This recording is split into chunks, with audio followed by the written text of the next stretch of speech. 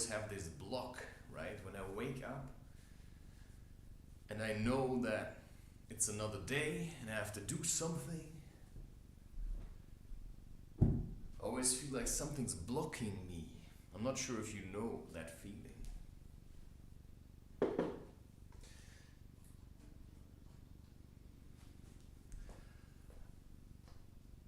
Yeah.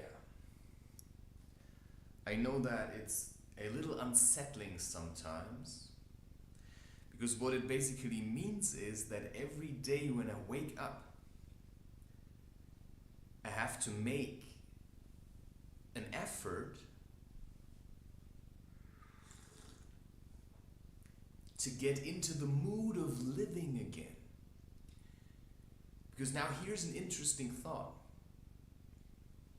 Sometimes I get these really weird phrases that just come out of nowhere. You know, some people say it's a thought. You know, to me, I don't know what a thought is, right? It's a word or a series of words that carries some kind of meaning.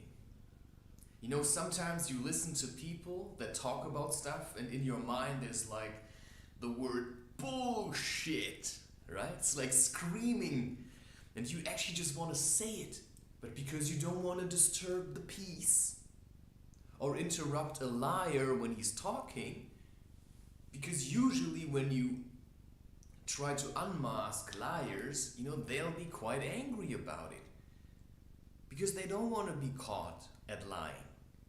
You know, they want to act like, oh, right? They want to act like they are what they try to represent, right? Somebody who has something to say, you know, and then you can stand around and you can talk about stuff while your real intention is actually you want to sell something. Now you can ask yourself, well, how does that reflect onto you, Christopher? Don't you talk here because you want to sell something? Yes, and I'm very open about it, right? I don't try to sell you a product and then give it another name, right? Do I do that? You know, I don't say, oh, this is going to be really healthy for you, while I actually don't care about your health. What I care about is your money, right? So, you know, I always feel like I have to justify what I'm doing here, because everybody that I see just does stuff without caring about anything else. Yeah, I'm so much better. You know, I can hear these thoughts, right? I can hear these thoughts, not because they're simply my own, but because these thoughts exist. And so yesterday I had a thought. You know, sometimes these thoughts are really torturing me. You know, I have some thoughts that are really bad. I mean, bad in a sense of it sounds like there's like some kind of vicious creature sitting inside of me, having a blast to throw me rotten eggs that I'm supposed to juggle with. Rotten eggs that are already peeled to make it even worse, right? Because then the stench is just there, right? So I'm constantly trying, basically, to figure out which of these eggs are rotten and which are still good. Do you know that trick, how you can figure out whether an egg has been already boiled or if it's still gooey inside? Well, you basically take the egg, you put it on the counter or on a table, and then you twist it so that it turns. And you give it a twist, and then you put your finger on to make it stop, and then you take your finger away. And if the egg continues to twist after you put your finger away, then it's still a raw egg. But if you flip it and you put your finger on, you take it off, and the egg basically stops, then it's a hard-boiled egg, right? Interesting. Maybe I want to eat eggs. I think I actually really do want to eat eggs. Yeah. But right now I don't, because right now I want to channel my emotions into whatever I'm trying to say here, right? I'm trying to say something and I want to stand on the carpet because the carpet is a bit warmer. Ah, that's so nice. Because now I'm standing, my carpet doesn't cover the whole room, right? So it ends right about here. And if you're standing between carpet and, this cork floor, then one foot is warm and slightly higher, and the other one is cold and slightly lower, which means you're imbalanced, and that's really annoying when you're trying to talk about things, because I'm constantly thinking about, what am I standing on? What is my footing, right? What is my ground?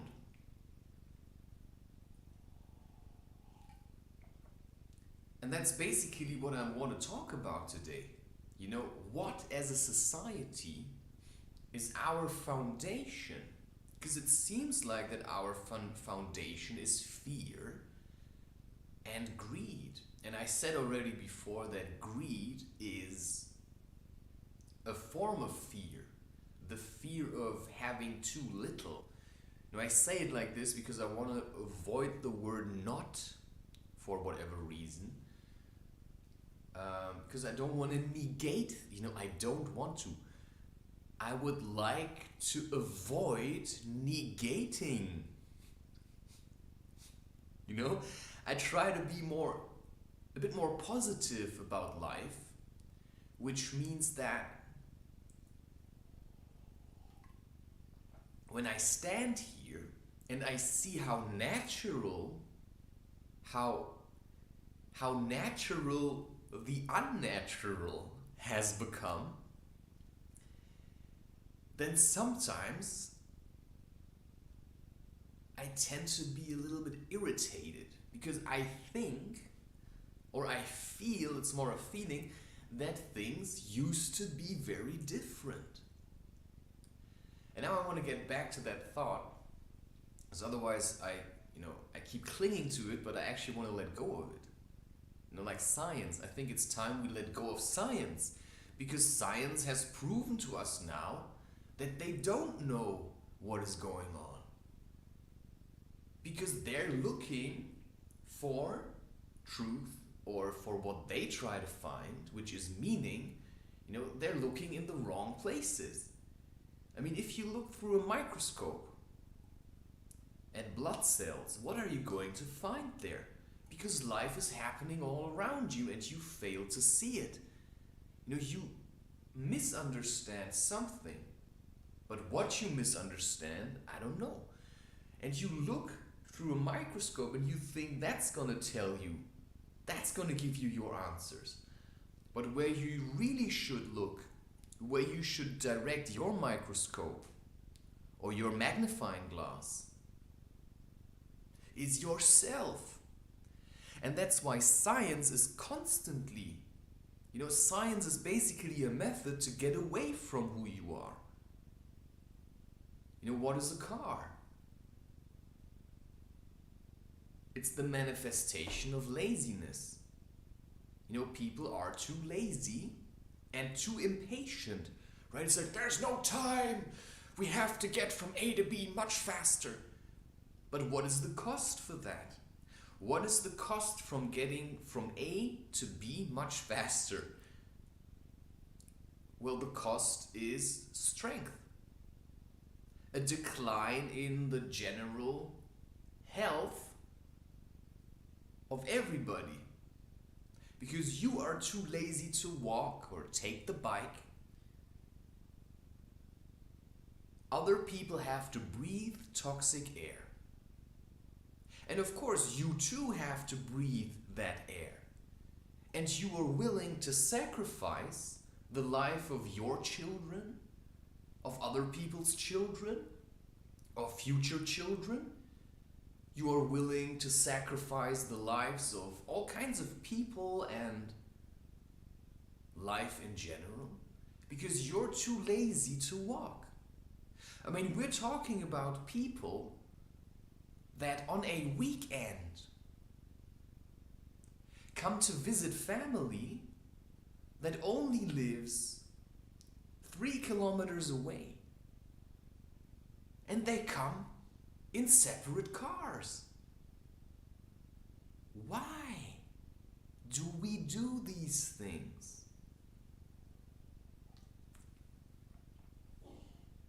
Well, I can tell you, because we have them now, right? And now people have a car, they also want to show that they have it. Because now they have it, they also want to make use of it. Oh, I have a car. So I have to show that I have it. Plus, of course, nobody has the time. I don't have time to walk to them. It would take me at least half an hour.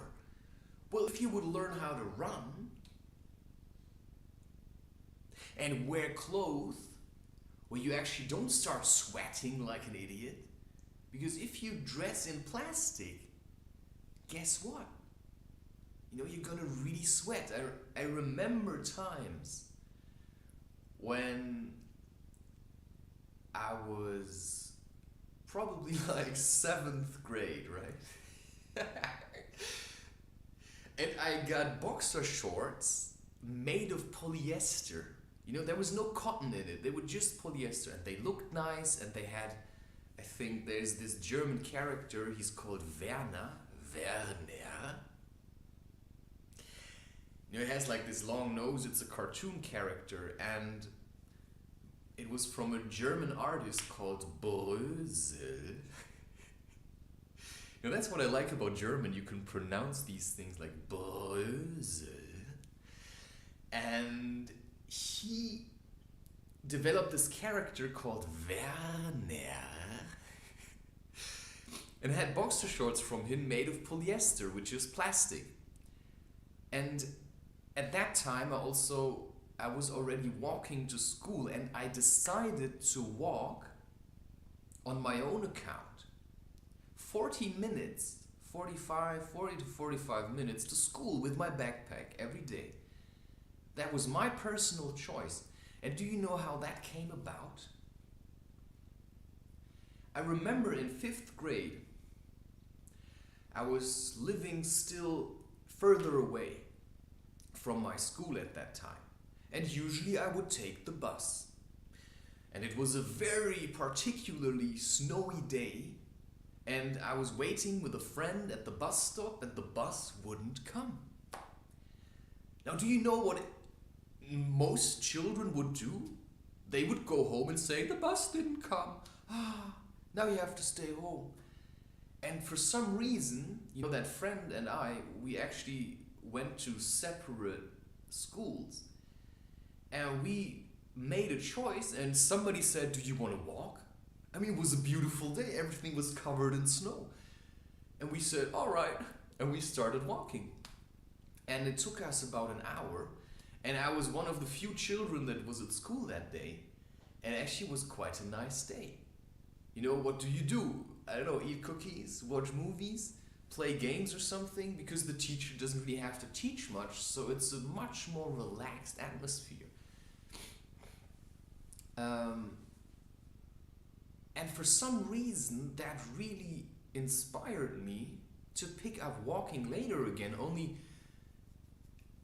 while I was still living with my family somewhere else, it was really hard to walk with such a heavy backpack. So, you know, I pushed it off a little, but then we moved the year after, and from that moment, I don't know when it happened, but because I also was closer to school, so the school wouldn't pay my travel ticket anymore, my bus ticket. And so I said to my mother, well, you know, if I'm walking, you know, I'm gonna walk all the time, and then you can give me the money that you would normally have to pay for the bus ticket. and then I have more pocket money. And then she said, yeah, well, that's like 30 euros, you're gonna get 10. So I got 10 euros, but I actually didn't care because I would have walked anyway. I just said that so that I would get money for it. But technically, I wanted to walk, and so I walked. And I walked in rain. I walked in all kinds of weather. Sometimes maybe I had a lazy day and I had somebody drive me with a car, or sometimes I took the bus. But they were very, very rare occasions. They were really special, right? Because if you're walking every day, I liked it. I listened to music, or I put on audiobooks. And then I walked, and I liked this time. And sometimes people joined me. But most of the days I walked alone. Yeah, I was always a little bit late for school, but I didn't really care. I also was never one of these people that made all these excuses, right? Some people would come in and they would have some kind of excuse. Yeah, the bus crashed or something. And I just came and said, what am I? I mean, it's obvious. I'm too late. There's no excuse. I woke up, I didn't feel like going, Yeah, I ran out of time, whatever. I'm just late. That's it. You come in, you say, yeah, I'm late, whatever. And the funny thing is that as a child, I actually never realized how that already set me apart from other people. Because as I remember it, right, I never made a lot of excuses. I never tried to lie about it, right? If somebody caught me doing something, I was like, okay, you got me. Yeah, I did try to avoid being caught, of course. And because I'm quite smart, people generally don't catch you. But now I want to be caught, right? At one point, I really also want to be caught, no? So, if you think I'm lying, I don't know, right? Figure it out for yourself. I don't know.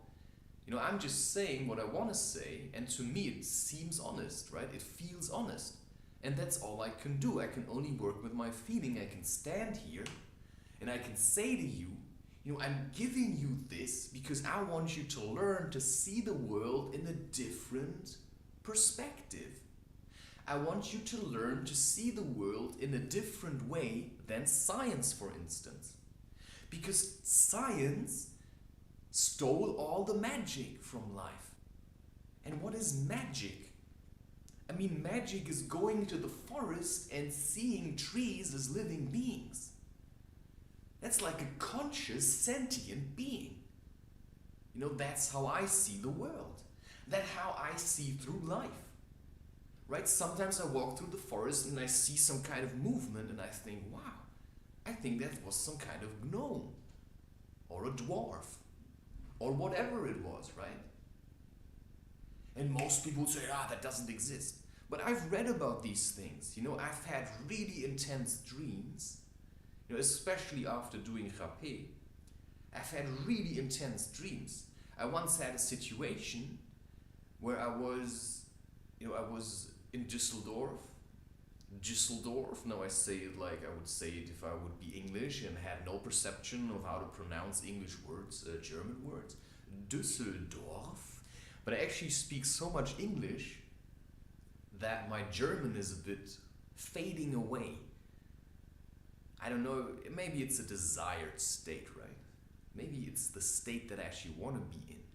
I actually want to talk English in a way that nobody can say anymore, oh, I think he's German. Because I'm not. I'm not German. I was born in the area that got claimed by people that banded together and said, this is Germany now, and we're gonna defend it against everybody who's an asshole. Yeah, only they were the assholes. And started exploiting the land, and they just wanted to stop other people from exploiting it so that they could exploit it, right? To take all the resources. And that's already, you can only do that to take like chainsaws, right? Or giant saws in general, and go around and just cut off one tree after another, like, bam, bam, bam, right? That only works if you are ignorant of the fact that a tree is a living being. Because if you would know that a tree is a living being and see it like that, you would go there, right? You wouldn't take the whole forest, no. You would occasionally go into nature as some kind of shepherd, and you would say, you would go to a tree and you would ask nature permission to take the tree. That's how it used to be. You would go and ask permission because you respect nature, because you acknowledge that nature gave you life. Nature is the one that provided you with a body. Nature is the one that provides you with everything that surrounds you. Everything. Even the glass, the plastic in your underwear. Oh yeah, that brings me back to that story. Right? Nature provides you with everything. Even the laptop, your phone, that comes all from nature. But science is acting like, we're doing this. We're creating all of this. Yeah. But at what cost are we having this feast on other living beings?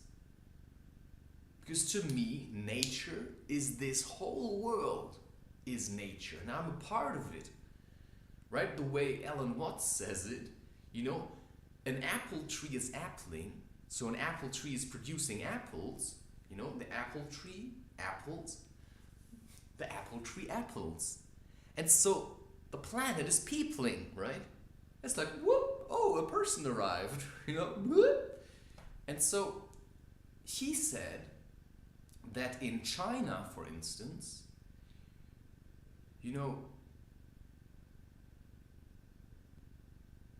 I don't get quite how he said that. He said something about that there is a certain question that in Eastern, what is philosophy? It's like partly a way you think. Because sometimes you have to use the mind to declutter the mind from all these opinions that you have. And here in this kind of Western culture, it's a valid question to say something like, I don't quite remember. It was something about where did I come from, or I think you have to listen to that yourself.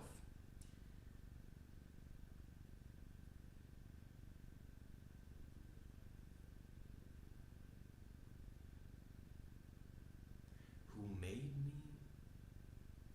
I don't remember, but he was very knowledgeable on all these different kind of ideas and philosophies. He was reading a lot.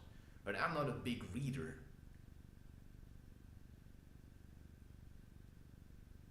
I like doing things and figuring it out for myself. I like riddling with myself. Right? That's why I like the Rubik's Cube. It's like a puzzle. That's what I do with my mind to understand what's going on.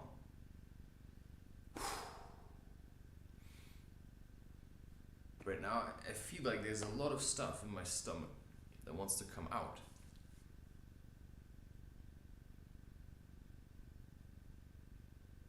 Anyway, so I was telling you that story, and I had this underwear made of plastic. And I walked to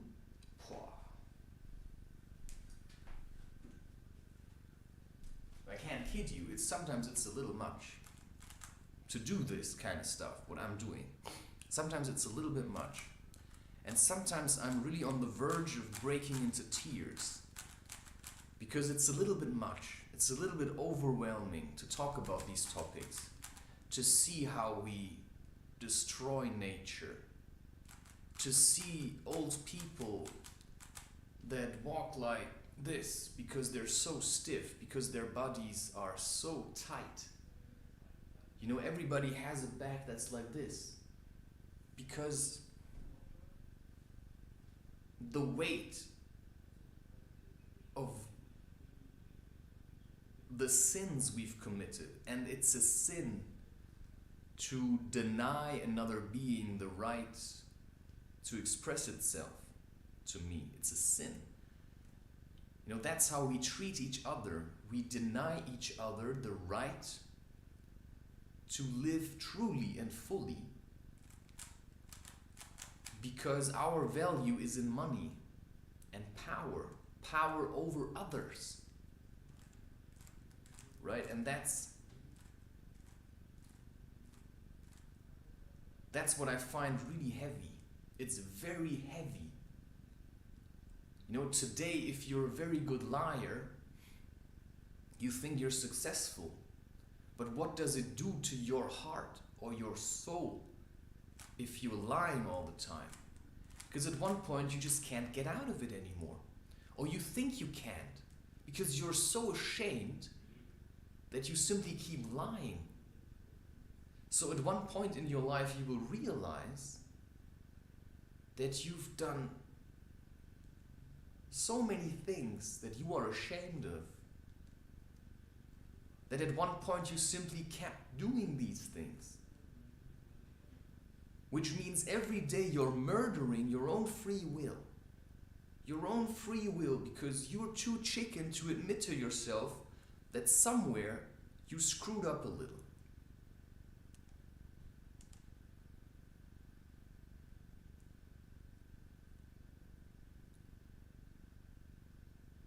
And you see, it's very hard because sometimes, you know, I also don't know really who to listen to.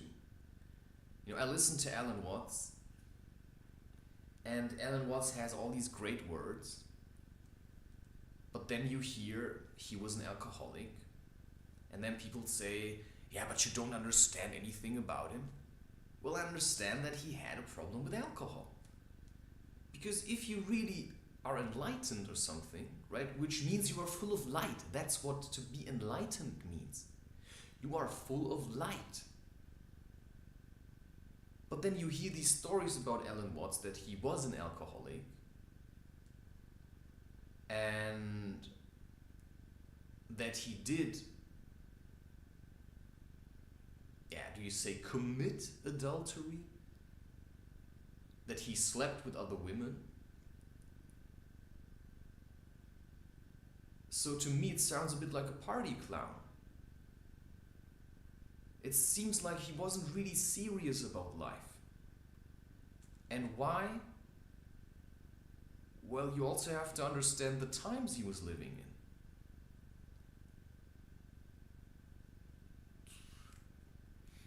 Because people like us, we are very much alone. Which means we have to learn to carry our own weight. Because this society has no need for us, or so they think. You know, this world that we've created, it wants to maintain itself. And that means, you know, it also wants to live. And now we've got all kinds of people that are sitting on the back of this kind of system. So we support the system because we are afraid to live without it. Because there were times where we were free and wild. And we may call these times barbaric, but who is there to really say how it used to be, right? It seems like we got a little bit scared of violence. And because we were afraid of violence, we started violating ourselves. Because partly humanity is very ashamed of all the stuff that they've committed. Now it starts with the Germans, who banded together in World War II. But then even other countries, right? Why do you think the other countries waited so long to do something about what was happening in Germany? Because generally people look away from what is truly happening because they're afraid of it. But at one point you have to say, I can no longer look the other way. I have to stand up now because I am a human too. And when I see and know that there's really bad things happening in other countries, then I have to say,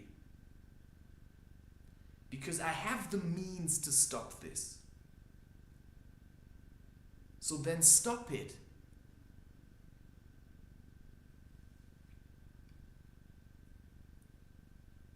And so, when you are ashamed of things that you've done, then you have to confront these.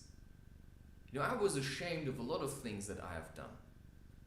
But I also acknowledge that, it wasn't only me that contributed to these things that were happening.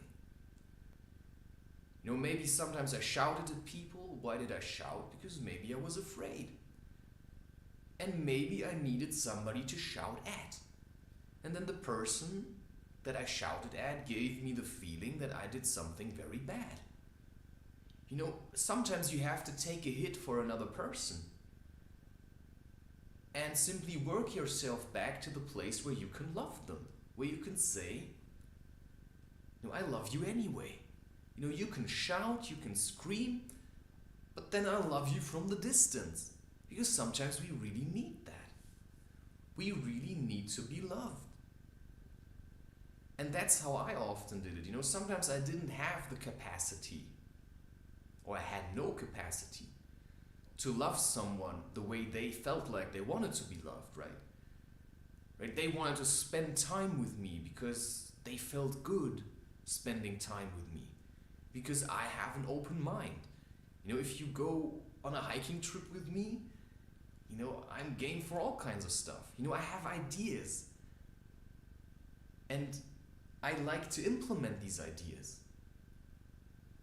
And that's how life used to be, right? You work together to create something that is beautiful. You create life together.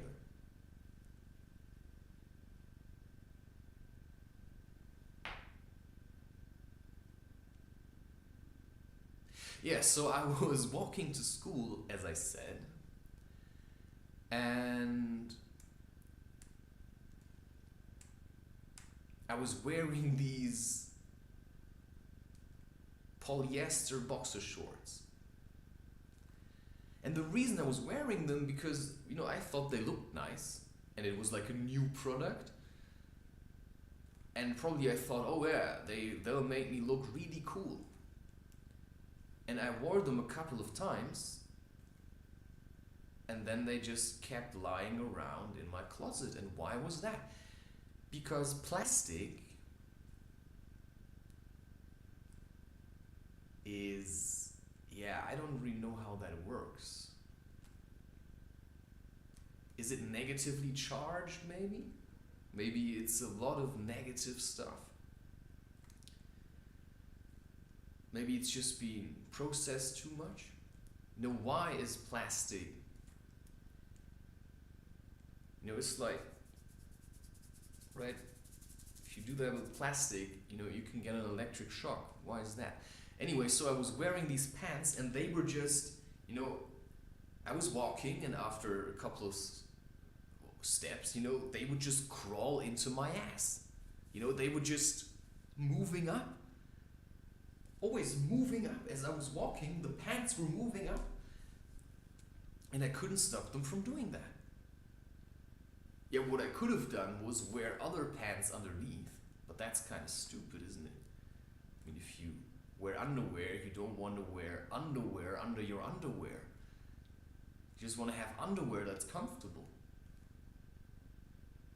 And so it turned out that this product, where I thought, oh, it's really good, was very terrible. And I simply chucked it. Because it was so terrible, it was really uncomfortable. And so you see people driving around in cars, It's actually so uncomfortable. You know, you have to have that seat belt. I mean, you don't have to have it, but you know, they try to force you to. And then you just have to sit like this, which is terrible for your back. Because how was life before? Well, nobody was sitting anywhere. You were squatting. You know, look it up, the indigenous squat. There are so many benefits to it. Also, when you defecate, when you squat on a squatting toilet, it's a very different experience. Because sitting makes you really lazy. Because all your weight, you know, it's like crushing your spine. And no muscles are being used. Because you basically replaced your muscles with what did you replace it? With a couch. You replaced your muscles with a chair, right? It's like a sitting aid because it was too exhausting to squat. So you thought, oh, I want to be more human, they probably thought. I will sit on chairs now. You know, probably the first people who started sitting on chairs were aristocrats. You know, people that exploited the earth and other people to have more money. And they didn't want to sit on the ground with the general public, right? They didn't want to be part of the people, yeah? No, they wanted to be above that, yeah? They wanted to rise above and be more like gods. I'm gonna sit on a chair, Yeah, I mean, there's incredible stories of things that were happening. I mean, there were times where, that's something I read once, you know, aristocrats, right? They always try to look for ways that set them apart from everybody else, right? So these days, what sets you apart from the general public, the mob or whatever? An expensive car, a really expensive car, yeah? And maybe an expensive house, an expensive suit that's like tailored so that it's like a glove. Although there's no space in there anymore, it's just like really, it fits exactly your body shape, which is terrible. That's the worst clothes. Like, look at these clothes. You know, there's a lot of air, so energy can flow inside. You know, this is already a bit tight. I'm just wearing it because it looks nice.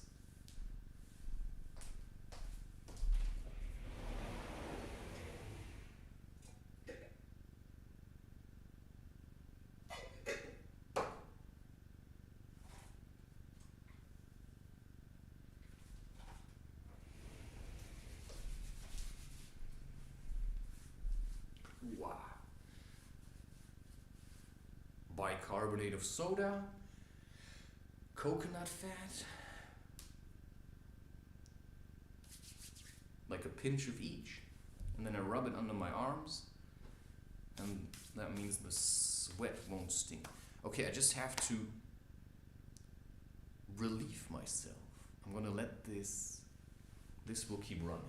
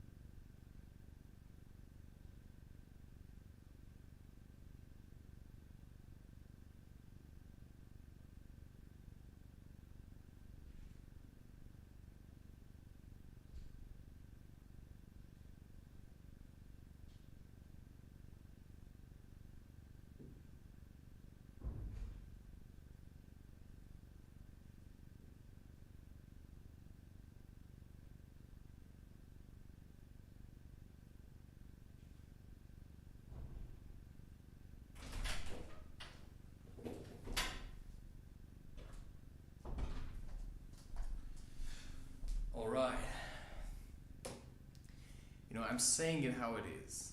I find it very hard to open up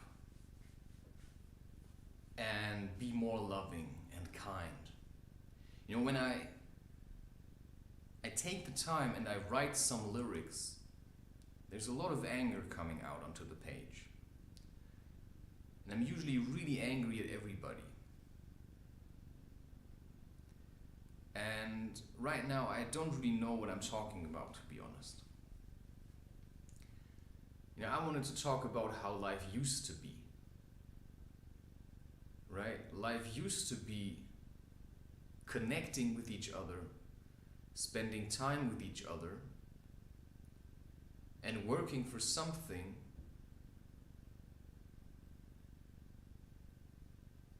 that had meaning. You know, life in general. Working for something that was honest and that actually made you feel good. And now we're working for people that only see money. And I only live in this stupid room because the world has no interest in living anymore. Because all they see is money. They see a forest, they don't see living beings. What do they see? They see money. Yeah? And they see people, and what do they see? They see money. They see nothing else. And I don't understand why people don't understand that money is empty. I mean, you can use money to help life. And that's what we have to do now. We have to use all this money and resources to start creating a world that is better. A world that actually cares about what's happening to the planet. You know, a world where people live in that feel appreciated. I mean, have you ever listened or watched or heard, I think it's from John Strelicky. Not quite sure. No, was it Dale Carnegie who wrote that book? I'm not quite sure. It was about a company, Big Five for Life, that's the one. And then he wrote a follow-up one where he went to, or where the main character went to Canada and met how the Big Five for Life were basically being implemented. And the whole idea is that you as an employee work for a company, and that's your employer. And now the company appreciates that you use your life's energy, your time, to help the company realize their project, right? So let's say we would take Amazon. Amazon wants to bring cheap products to people, or products in general, as cheap as possible, and they want to give customers a real experience and make it as easy for them as they can to buy stuff. So their interest is just in selling things and to bind customers to them, because if you buy something with them, you also know, in 90% of the cases you can just return it. No fees, no nothing. So Amazon makes money by shipping stuff around the world. And what they care about is making money. They don't want to spend it. So they try to reduce their costs to a minimum. So to them, because they only want to grow and have more and more and get bigger and bigger, to them, their employees, it's like, it's a necessary thing that they have to have. But it's not like, wow, thank you, that you stand here and do this horrible work so that we can do what we want to do. Because what we want to do is bring products to people, and you help us with that. Thank you very much. And then you hear how Amazon is treating their employees, like really low wages. And they kind of, I heard this, that they have to live in like really weird conditions for I don't know how many weeks. And then they're just being replaced, so it's like a rotation scheme. You know, I don't know if that's true, but that's the same as mass production with animals. You know, you take your employees and then you try to make it as efficient as possible. Because you want to have the most money out of that. And so you are willing to exploit your employees so that you can ship cheap products to other people that then feel good about buying it because they think, oh yeah, I'm getting a really good service. And nobody cares that all these people are being exploited. You know, that's at the cost of comfort. You want to sit comfortably at home and then have somebody deliver you a package, and then you open it and then you say, that's not the product I wanted. No, because you wanted something completely else. You wanted love. But what did you do? You used your money to buy something so that you didn't have to work for feeling how you wanted to feel, and then you're even more frustrated. You know, that's how this kind of modern society is working, right? You use money to make yourself feel better, and if that doesn't work, nah. You know, I know why people are a little bit reserved to listen to my content, because this is uncomfortable.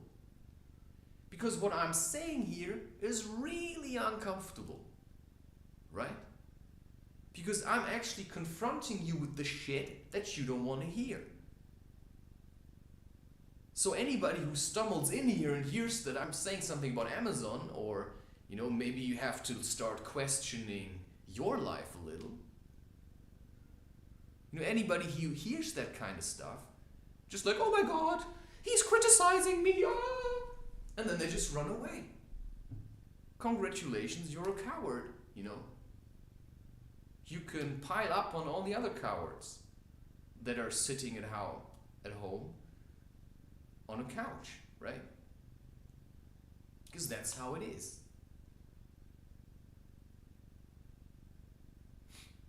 And so, yeah, it's a little bit frustrating to sit here and try to produce content and be happy about it, then motivates people to start asking questions that are really uncomfortable. Because these are the questions that will reveal to you your trauma, that will reveal to you how you truly feel, which is what people don't want. And so when we try to transition or to connect, make a connection between the theme of this recording or this session or this talk or this lecture to what I just have said, well, how did it used to be? You know, memories of ancient times, or let's see how it's called. You know, I don't remember.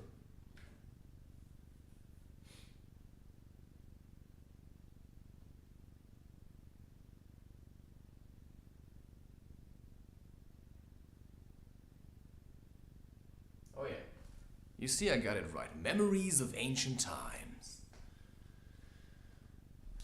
So how does that connect? Well, memories of ancient times. It means people used to know how they feel because they were honest about their feelings.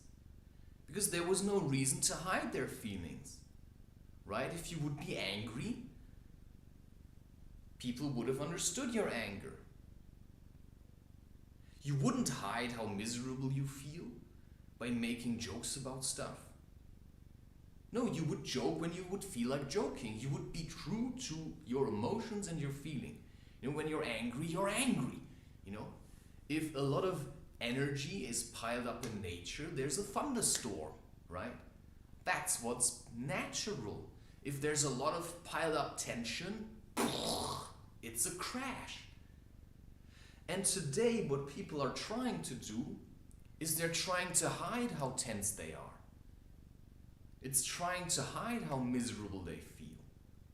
So they try to laugh all the time, you know, or they try to get other people to laugh, or they try to have a good time. Yeah, a good time at what cost? At the cost of life itself. Because if you're trying to have a good time, although you're feeling bad, it's all fake. So you're living a lie. You're living a lie. You're trying to pretend how good you feel. But every time you order something online and the package arrives and you open it, well, it's never enough. Because you're empty. You're trying to fill yourself by buying things. It's an empty existence. Because that cannot fulfill you. I mean, how many people buy action cams because they want action in their life, but they don't know how, what to do with it. Because if you don't know how to engage with yourself, then how do you want to have action? Because action, what is action? It's playing around. So, no matter how much you're going to buy, it's never going to give you what you want. So the first step in realizing what you have already is to stop buying things. Stop buying things. Because you're living, and right now you're living to work. No, you're living to get money so that you can use the money to make yourself feel better. It's so stupid. It's so stupid. Because money will never make you happy, and neither will buying things. That's only temporarily. So you're starving and you're eating sand, right? When you're starving, it's probably better to just drink water and start appreciating whatever. So the point is, memories of ancient times. There was no money. There was no things you could buy. If you wanted food, you had to go and get it. If you wanted to do something, you had to go and do it. You didn't order people to renovate your house because you were too lazy or too insecure to do it, because laziness is basically insecurity. It's fear that you can't do it yourself. So you're hiring people to do it for you.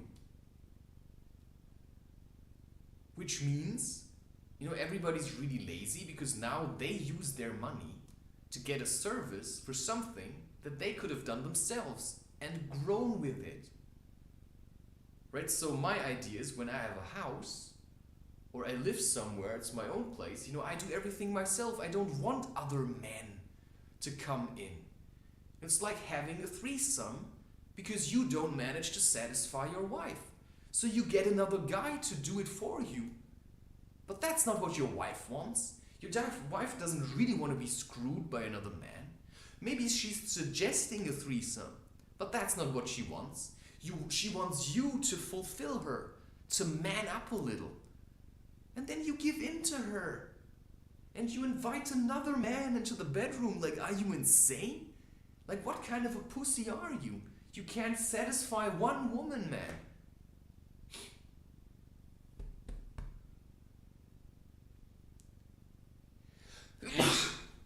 So women need attention. So you are a man and you want to have a woman, right? You want a woman that stays with you. So you have to fill her. Because women are different than men. A man has a penis, right? To penetrate. To give pleasure. And a woman, you could say she's like, the womb. She receives. She's more like receiving. She can also give and stuff. but she needs to receive so that something fills her up. You're like the energy that goes like this, right? That's the phallus. It's like energy, whoosh. And she's more the other way around.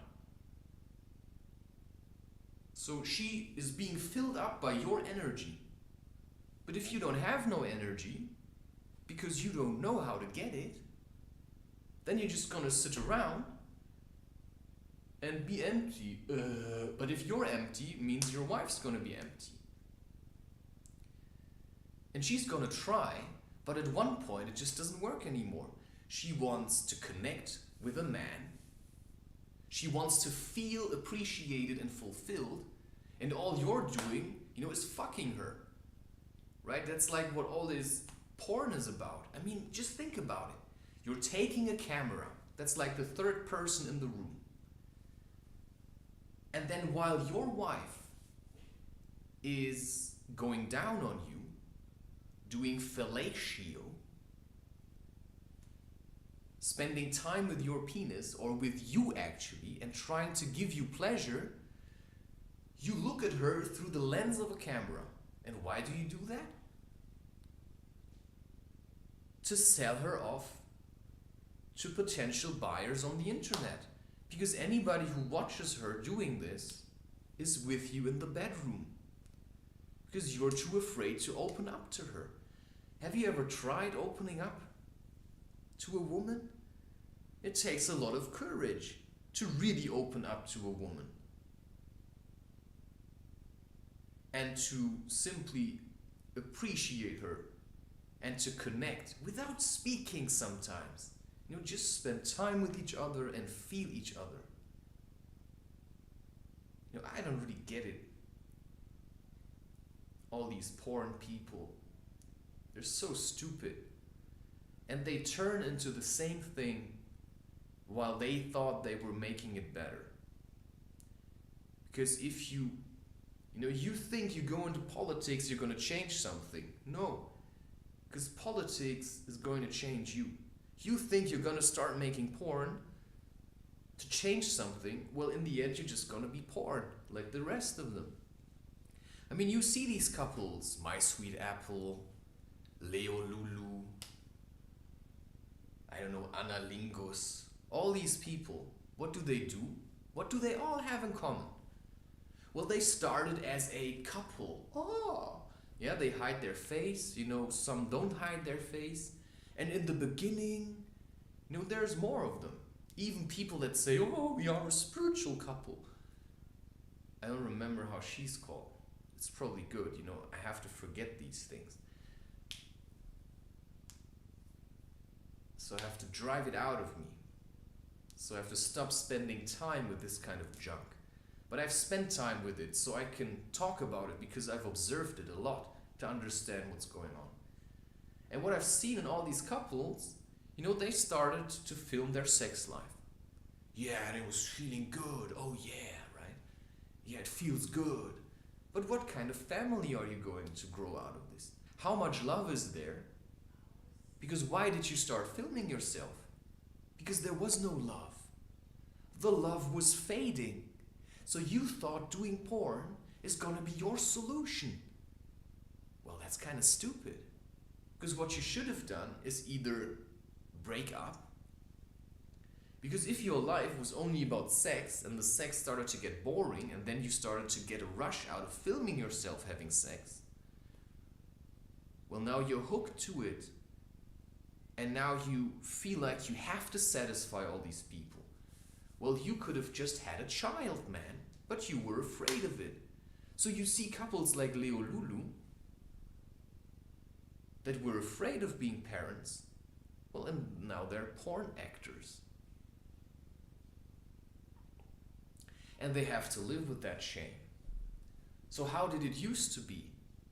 Well, you met as a man and a woman, and you came together because you wanted to have a child. But these days, people don't even want to have children. Why? Because life sucks. Their life sucks. But also the idea of life sucks. Because I see the world, it's only shit. It's toxic, people are toxic. I mean, I have to really prepare myself in this kind of environment, because this environment has no interest to prepare me to be a man, because this environment wants no man. What this environment wants is basically cocksuckers.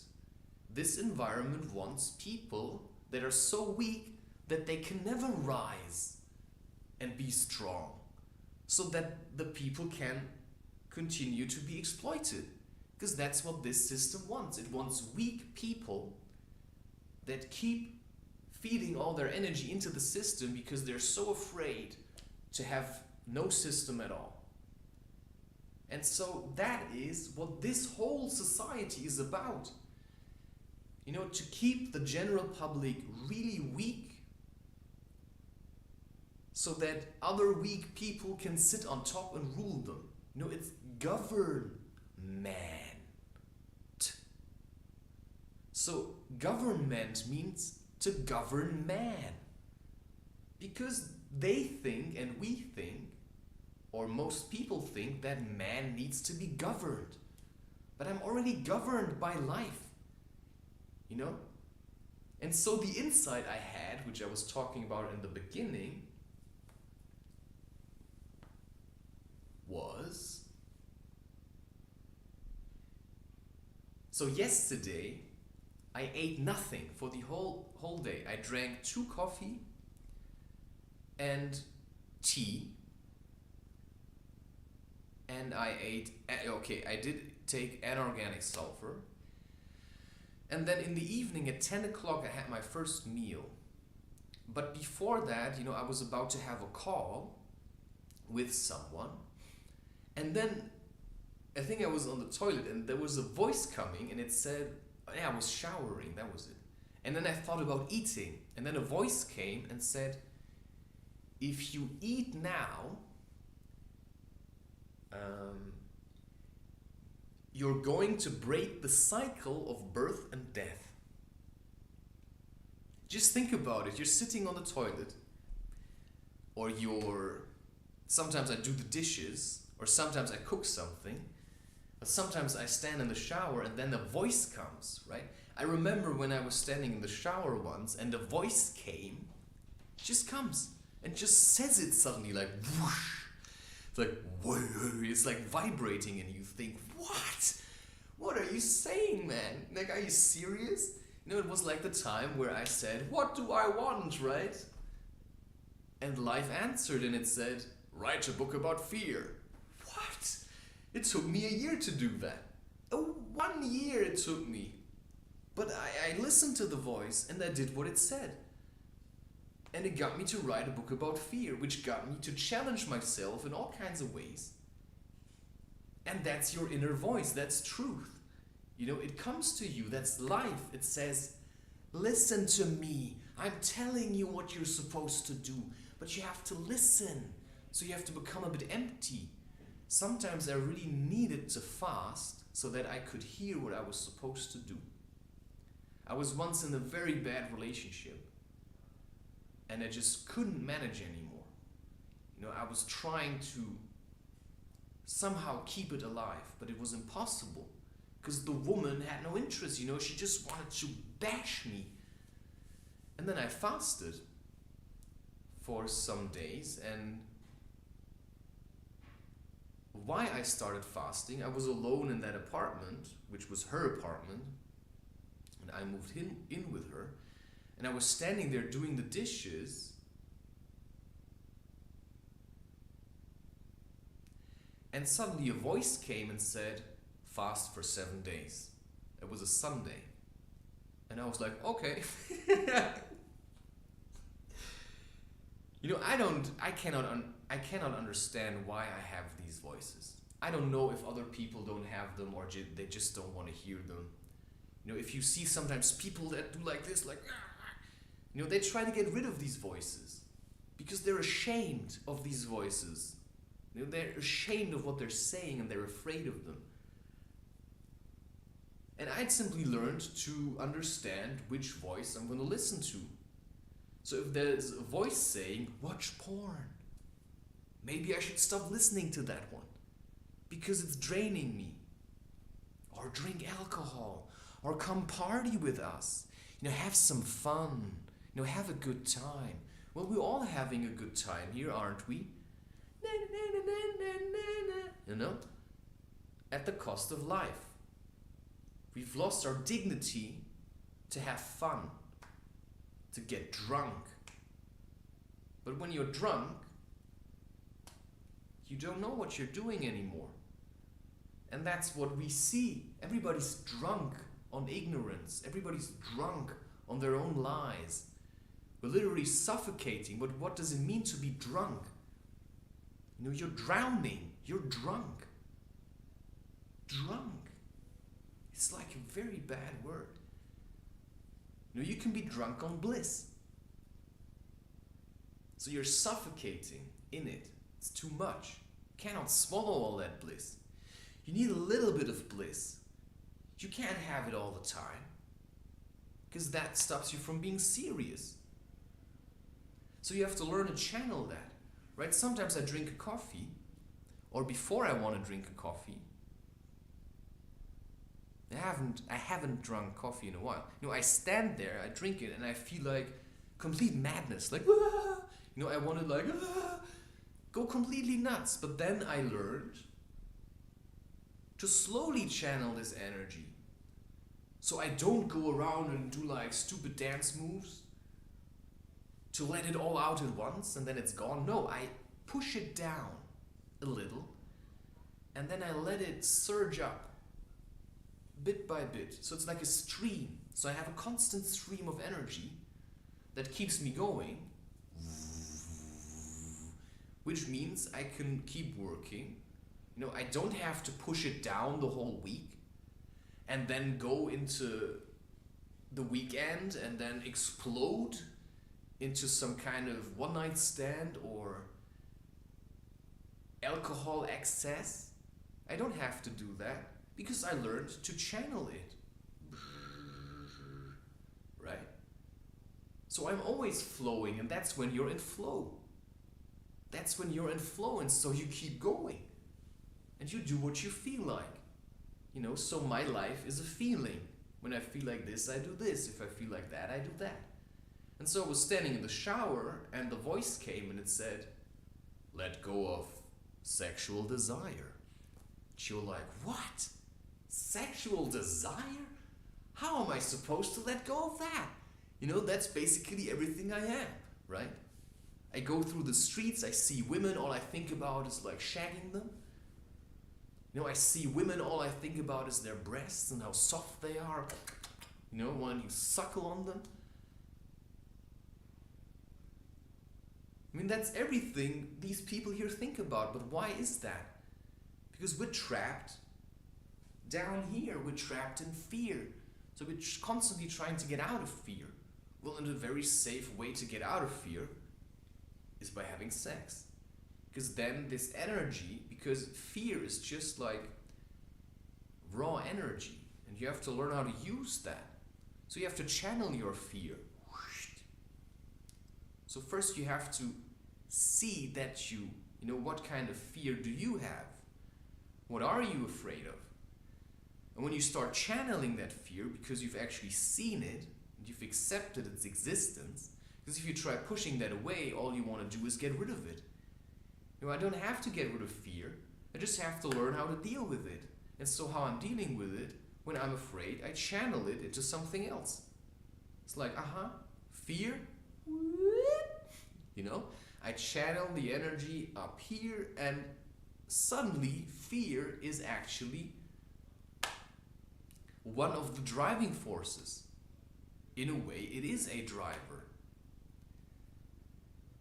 But I don't want to run away from it, because to be afraid of fear is really stupid.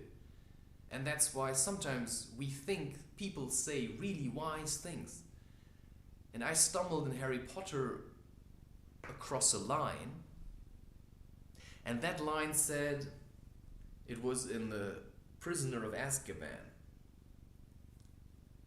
when Professor Lupin has a conversation with Harry about Dementors. And because they had this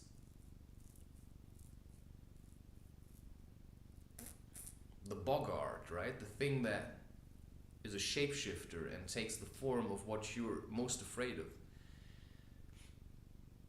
And then they talk about this incident where they were in class and they were all queuing up to face the boggart, and when it was Harry's turn, it turned into this shape that looked a bit like, you know, like a hooded figure, and then Lupin jumped in front of it because he was afraid that it was Voldemort.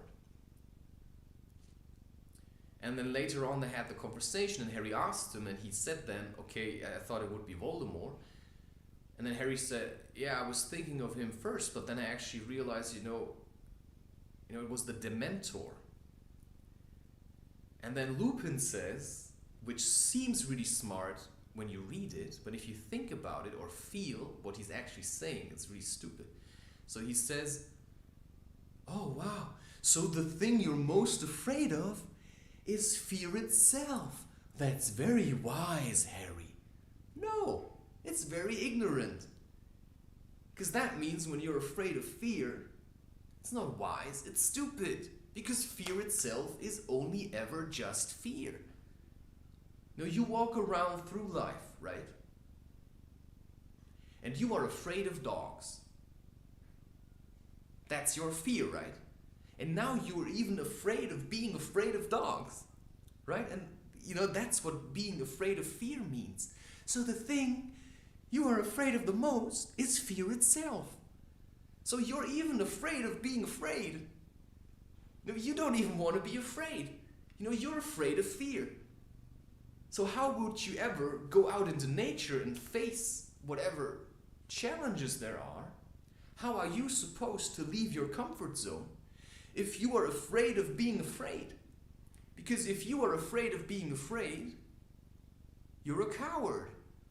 And so you just never face anything because you are afraid of looking like a coward. But do you know what sitting at home on a couch and watching movies makes you look like? Like a coward. Exactly. So that's where being afraid of fear gets you. You're gonna never leave the house. You're never gonna do anything that makes you feel a little bit uncertain, right? So, if you don't know how to live, you have to learn that. And living is a feeling that fills you up. Like being alive is a feeling that fills you up. And that gives you so much energy that sometimes you wish you would have never started. Because that's then what really scares you. This raw power that life is, that nature is. It's gonna fill you up. It's like, wow. And suddenly you realize, you know, how can you be so afraid of something that actually feels really good? Because suddenly all that weakness that you had beforehand is driven out of you. And suddenly you're super strong and you're like, wow, I can stand for hours. While before, after standing for half an hour, had me all exhausted, and now suddenly I'm standing for hours.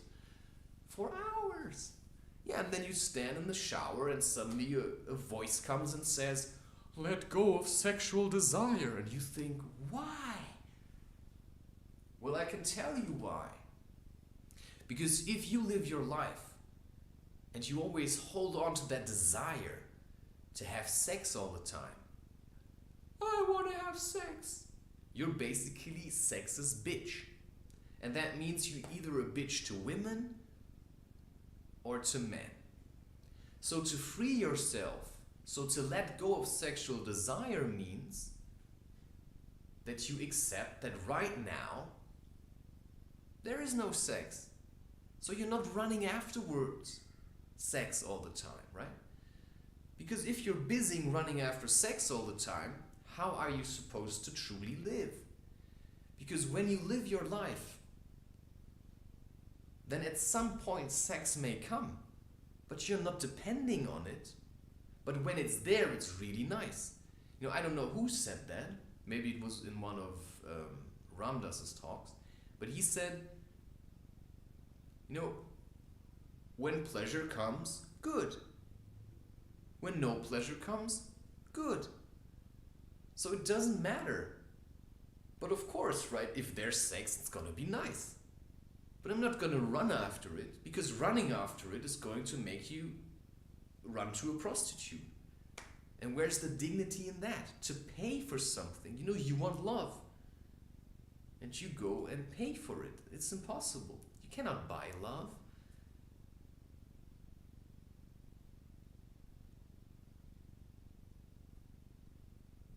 Yeah. And porn is nothing more than prostitution. So, you know, there's another thing that we have to stop celebrating. So to prostitute yourself on money, do you know how many people contact me? It's not that many, but occasionally somebody contacts me on Instagram. They say, oh yeah, I really like your content. Don't you want to partner up? No, I don't want to partner up. Because I don't need you as a partner. You know, I'm perfectly fine on my own. Because I'm not that anxious, right? I'm not afraid of being unsuccessful. You know, I'm more afraid of being successful. That's the whole point where I'm holding back. You know, I'm afraid to be successful because I know what that means on the long run. Well, so I actually stopped being afraid to be successful, and that's why I continue to talk about these things, because I actually believe that I'm doing a very good job, which is true. I'm doing a very good job because that's the job I chose, right? You know, I picked the job that I want to do. I want to produce content. And in terms of producing content, I'm doing a very good job. I mean, I'm posting lots of articles that are all kind of different. You know, I'm just creating my own world online. And that's very hard. Especially when you're doing it in so many ways. But to me, it makes it much easier. Because I can always change, right? Because the change I am missing in life, I can have that like this. I do this and this and this and this, but always my feeling guides me. You feel like doing this now. Now you feel like doing this. You feel like doing this now. Now you feel like doing this. And now you feel like doing this. And now you feel like doing this. Okay. So this is how life used to be. You were true to your feeling. You knew what you felt, and you were acting accordingly. So yeah, in a sense, you could say if you feel like raging war, you were raging war. But I feel like right now what we actually want is, we want harmony. We actually want balance. We don't want war anymore. So I used to rage war against everyone. Not physical war, but like emotional war. Because that's how I saw life. But now, you know, I started to open up to another way of life, which is then where I say memories of ancient times. Because if I feel about how I would like life to be, then it's very different from what I see when I look out the window. You know, how I would like life to be is people sitting around a fire. You know, now I see people, look at that guy. It's like the pinnacle of hammering yourself. He's sitting in a car. Then he smokes these. Jesus. He's wearing glasses. Okay. Then he's smoking these vaporizers. So the whole car is full with smoke. He's looking at his phone. Great job. And then he's putting deo under his arms and perfume. And now he's driving while looking at his phone. Good job, man. Good job. I mean, you're really, really, really far away from yourself. You're really lost. And just think about it. You put that deo under your arms, you're gonna inhale that. It's gonna be in your lungs. Do you know how bad that stuff is? You're gonna put stuff on your skin. It's gonna be a part of you. I mean, do you know what's in perfume? So in Ayurveda, there is this kind of idea: you never put anything on your skin that you wouldn't want to eat. So if you take a cream and you smear it in your face because that thing, you think it's going to stop your aging process. Have you ever tried eating that? No, because it's disgusting. But you're putting it on your skin, and your skin takes it up. Good job. That's how confused we are. We take some kind of deo. Have you ever sprayed that into your mouth? It's disgusting. Maybe you should do it once just to know what you're putting under your arms. Yeah, don't do that stuff. You don't have to do it. You can just see how it makes you feel. Or hairspray. It's so terrible. Yeah, there's so many things that are very, very weird. And so what I'm trying to do is to connect with the part in myself that feels how it actually used to be. Where I feel about how I would live in a tribe with people that banded together because they wanted to create life, not death. Because this society creates death, right? It creates death. It suffocates itself because it's living in shame and fear and greed and anger and all that stuff. But that means we're all unbalanced. We're all living down here, and that's also where, right, sexual energy is potential raw energy. You can use that for all kinds of things. And there's a book.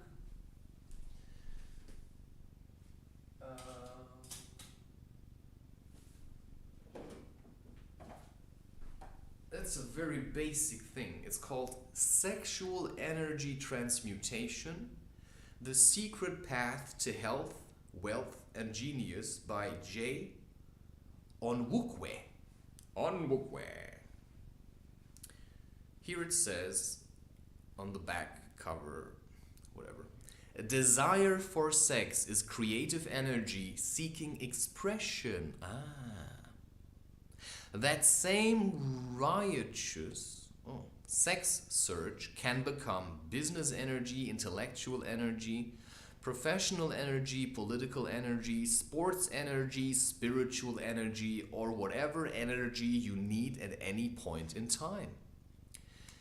You need, right? So right now you're feeling a certain way. And then you eat something because you think you need energy. No, you already have it. It's just blocked.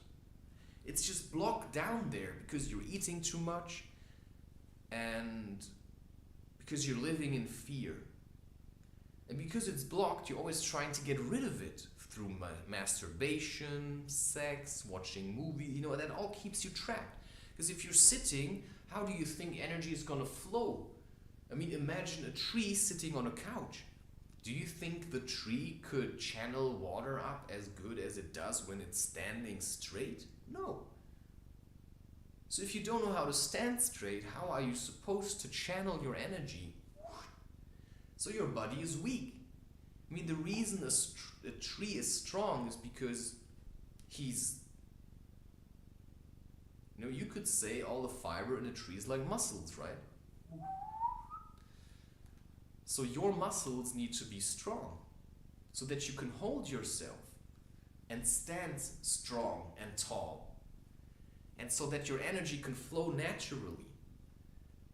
So you have to understand that when you start this process to connect with who you are supposed to be or who you could be, you first have to look at your potential also. But also, what do I want? What do I need, right? You start at the very bottom of the trough. And then you work yourself to the mountain. And psychedelics, they bring you to the top of the mountain, but you have no grounding anymore. So you need strength and stability so that you can live in both worlds. You can be here in this world and very grounded, but you can still connect to all that kind of higher wisdom and stuff. And that's what it means to channel energy. You know, your roots are strong, but you're also spreading out into the world.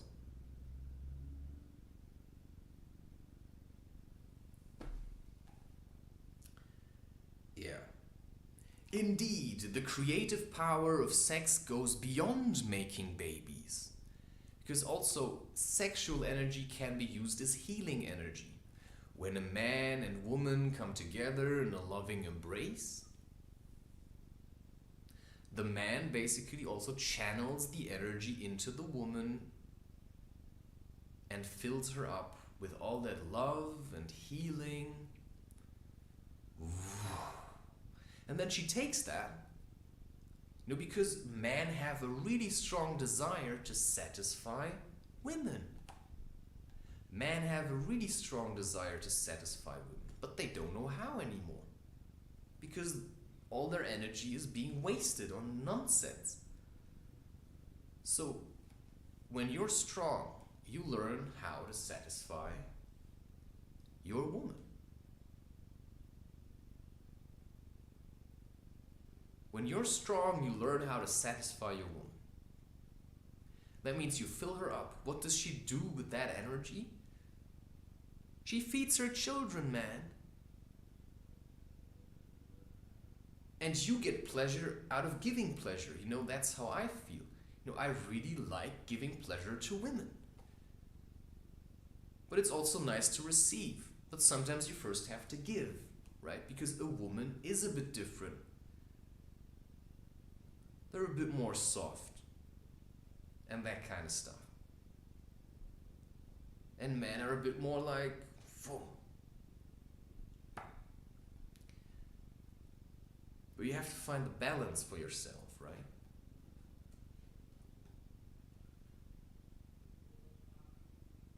So why does, you know, you hear this often, a woman wants security. So how do you expect to make your woman feel safe if you are trapped in fear? So you first have to rise above that fear. Stay centered in your heart. Right? Be like a tree. And then you can make your woman feel safe.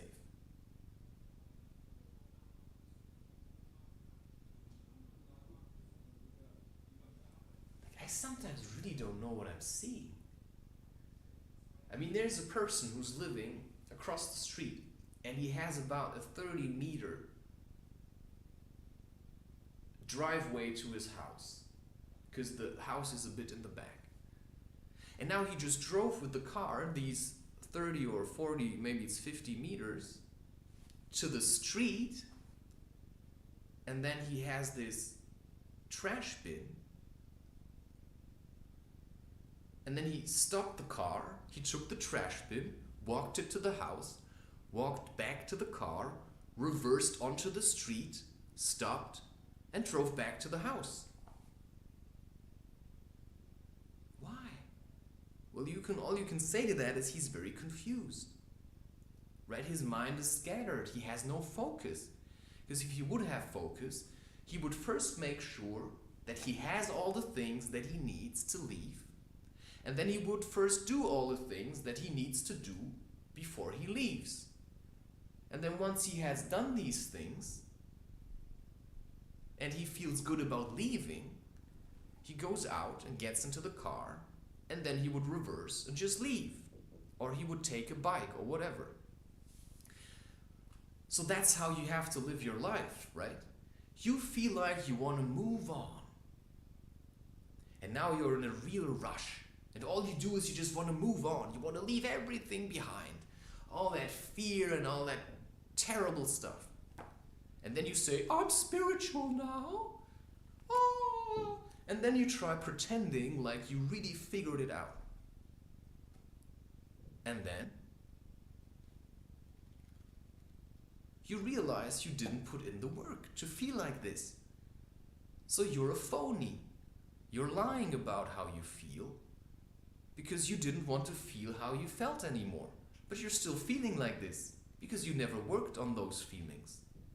So you first have to work on those feelings and understand why you feel terrible, and then do your cleansing and your spiritual work and, you know, what we might call sadhana, so that you work, you use, you know, you feel terrible and you use this feeling of I feel terrible and see it as potential energy. And that's why I'm creative. I create something with my feelings of anxiety, angst, fear, anger. You know, I channel that into something creative. So, you know, when that voice said to me, when you eat now, you break the circle of birth and death. The cycle. What does that mean? What's the cycle of birth and death? Because we say life and death. But that's when I realized, because when the voice said that, I was like, what the heck? What does that even mean? It's like, what? You know, it's like you're trying to play chess and then somebody comes with a wet cloth and just like, bats! Chucks it into your face and you're like, poof, what? Right? That's roughly how it is. Or you're walking around and a bird shits on your head. You know, that takes you out of whatever you're thinking about. So I was thinking in that moment about eating, and suddenly, you know, this thing hit me and it said, when you eat now, you're gonna break the cycle of birth and death.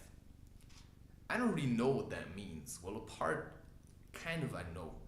But what came up was, you know, we always say life and death. But life doesn't stand on the opposite side of death? No. Because life is in between birth and death. So it's birth and death. You're being born and you're gonna die.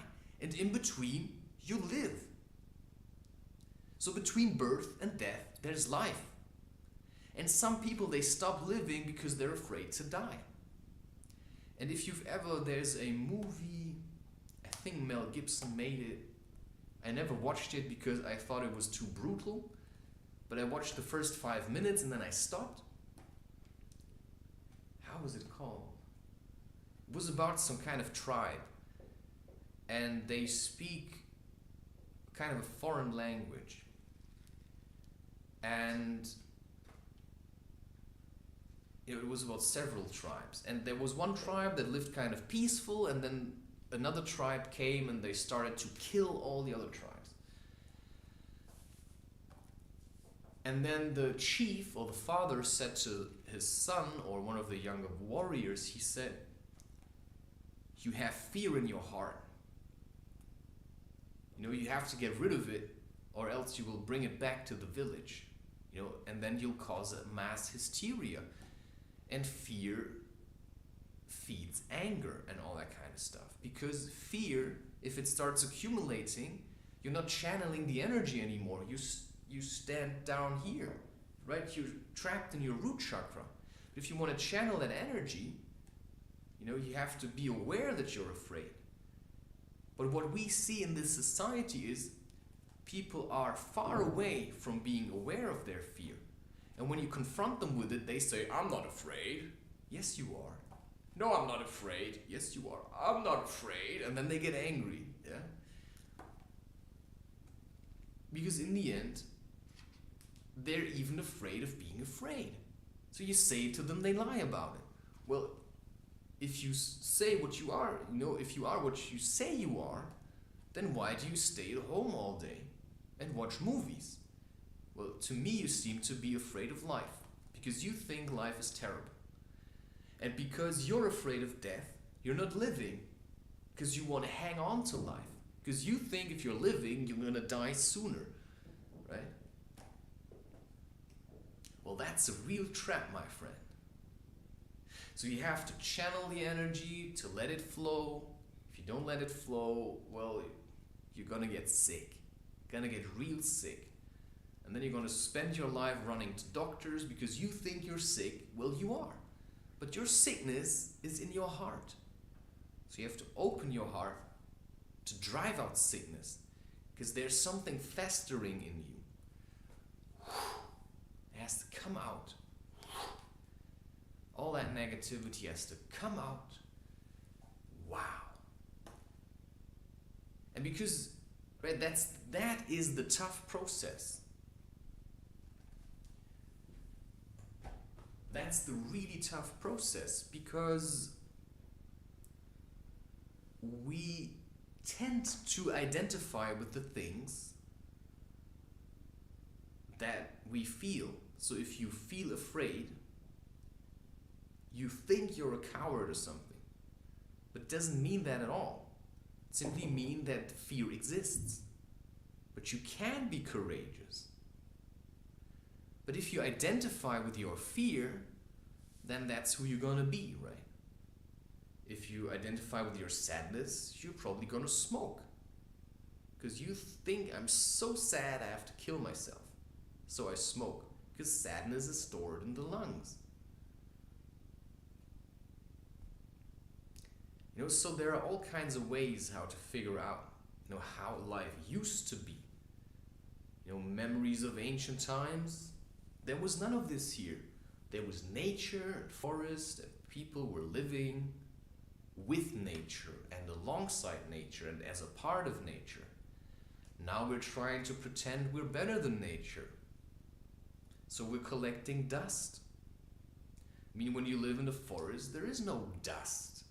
Not the kind of dust you have in a room, because what is piling up here? It's literally death. You know, it's like dead skin, hair, I don't know, stuff that's falling out of me, some kind of small animals that are just lying around. Yeah, there's like actually a lot of life still in these rooms. But we're trying to keep it out. There's no wind blowing through here. I'm just sitting in my own energy. There's nothing really going on in here. But right now, that's what I want, right? So I can create. So there's a part of my life that I spent secluded and alone so that I can deal with the things that I feel. Because that's the times, how they are in the moment. You know, I cannot pretend I fail to see what's going on, because I see it. So I have to start with myself. I have to take responsibility for the way I feel. So when I've taken responsibility and I've worked on my feelings and I accepted them and let them go and all that kind of stuff, and I opened up and I got stronger, then I can really start to live. But first I have to do that.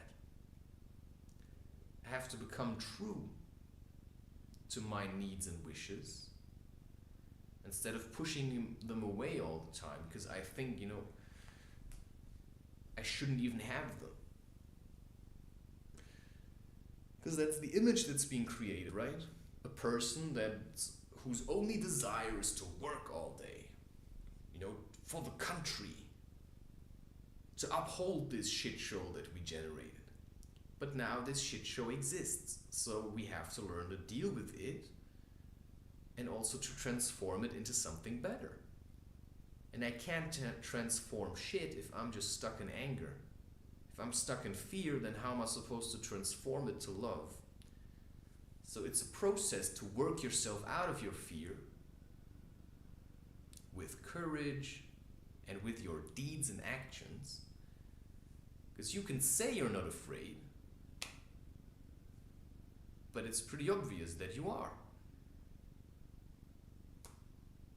Because if you had no need to escape from how you feel, then why are you looking at your phone all the time, right? Why would you watch other people on YouTube if your life would be so nice? You wouldn't need them. You know, you would sit at home and, I don't know, do crochet and feel good about doing it. But the fact is, something's missing in your life, and you're looking for it in other people. Well, what's missing from your life is the feeling of life.